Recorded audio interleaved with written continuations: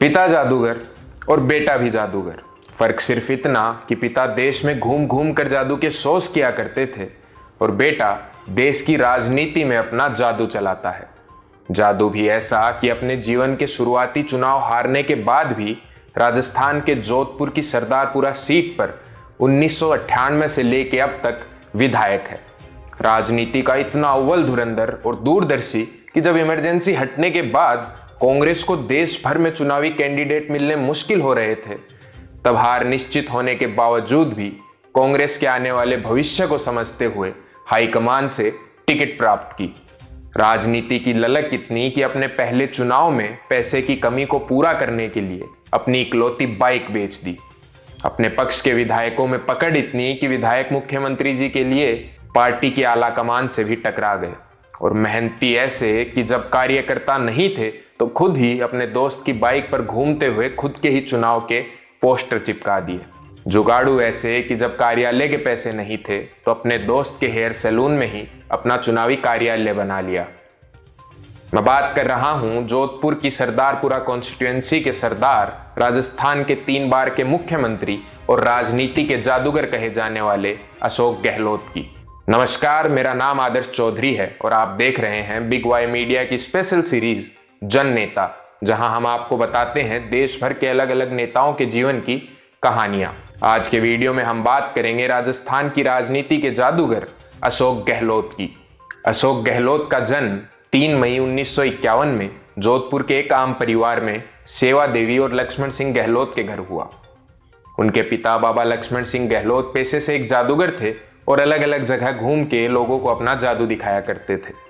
पर उनका सिर्फ यही एक पेशा नहीं था, वो 2 बार जोधपुर नगर परिषद के अध्यक्ष भी रहे थे।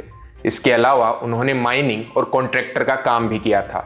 अशोक गहलोत जादूगरी के कई दौरों में अपने पिता के साथ जाते थे, जिससे उन्होंने खुद भी जादूगरी सीखी और साथ में पिता के नगर परिषद अध्यक्ष होने के कारण कुछ समय के लिए ही सही उन्हें एक राजनीतिक माहौल में रहने का भी मौका मिला और इसी से उनके भीतर राजनीति और जादूगिरी की एक मिलीजुली शख्सियत पैदा हुई।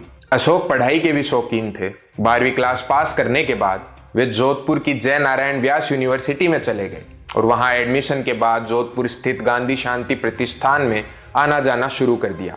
यहाँ उन्होंने गांधी जी के बारे में खूब पढ़ा और गांधीवादी सोच से काफी प्रभावित हुए। कुछ समय के लिए तो वो वृद्धा में गांधी आश्रम में भी रहे। यहाँ से अशोक गहलोत के जीवन में गांधीवाद आया। 1972 में अपनी बीएससी की पढ़ाई पूरी करके अशोक वापस घर लौट गए और बेरोजगारी के चलते घर वालों ने जोधपुर के पिपाड़ कस्बे में खाद और बीज की एक दुकान खोल दी।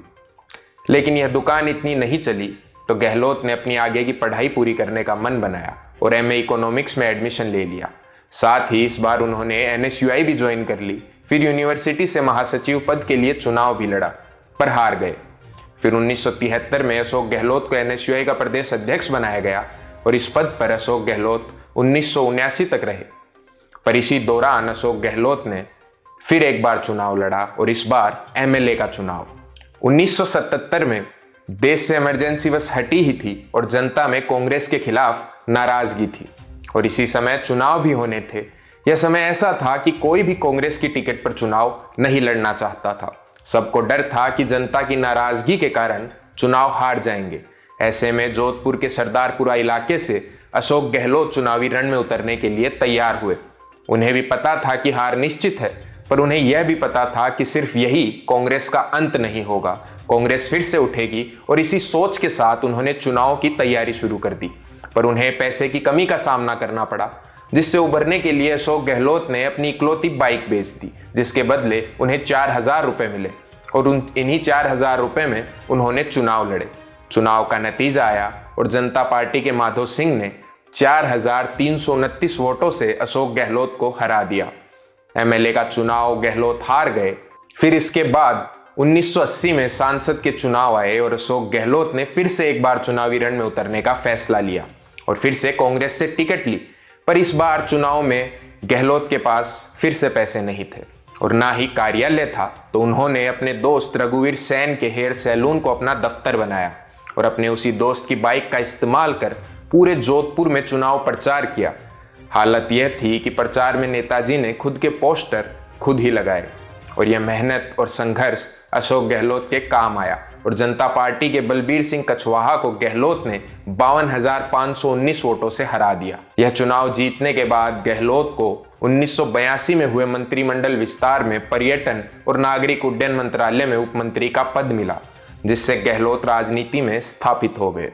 अशोक गहलोत 1980 से 1989 तक सांसद रहे, फिर 1991 से 1999 तक सांसद रहे और इस दौरान उन्हें केंद्र सरकार में कुछ मंत्री पद भी मिले, जिनमें पर्यटन और नागरिक उड्डयन उप मंत्री, खेल उप मंत्री, पर्यटन और नागरिक उड्डयन राज्य मंत्री और केंद्रीय कपड़ा राज्य मंत्री का पद शामिल था। 18 जनवरी 1993 को गहलोत ने नरसिम्हा राव की सरकार में केंद्रीय कपड़ा राज्य मंत्री का अपना आखिरी केंद्रीय मंत्री पद छोड़ा था, जिसका इस्तीफा भी खुद नरसिम्हा राव ने मांगा था। हुआ यूं था कि नरसिम्हा राव एक तांत्रिक को बड़ा ज्यादा मानते थे। उन्होंने ही राव के प्रधानमंत्री बनने की भविष्यवाणी की थी और यही तांत्रिक गहलोत से नाराज हो गए थे और उसी समय केंद्र सरकार में गहलोत से इस्तीफा भी मांगा गया था।